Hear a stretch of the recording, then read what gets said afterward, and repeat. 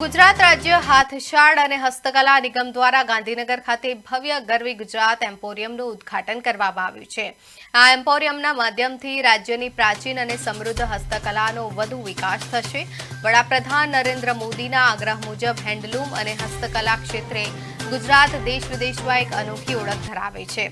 તેમજ તેઓ હંમેશા પાટણના પ્રખ્યાત પટોળા સહિતની કળાઓની સરાહના કરતા રહ્યા છે।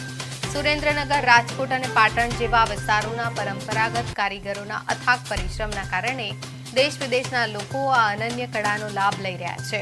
રાજ્ય સરકારનો મુખ્ય આશય લુપ્ત થતી પ્રાચીન કળાઓને પુનર્જીવિત કરવાનો છે।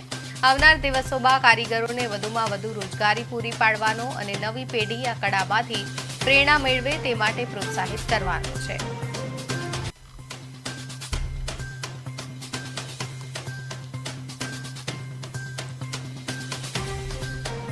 શુભેચ્છા પાઠવું છું।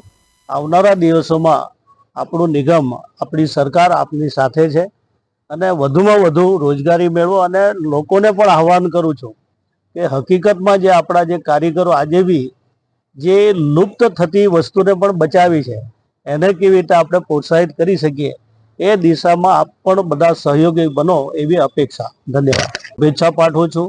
આવનારા દિવસોમાં આપણું નિગમ, આપણી સરકાર આપની સાથે છે અને વધુમાં વધુ રોજગારી મેળવો અને લોકોને પણ આહવાન કરું છું કે હકીકતમાં જે આપણા જે કારીગરો આજે બી જે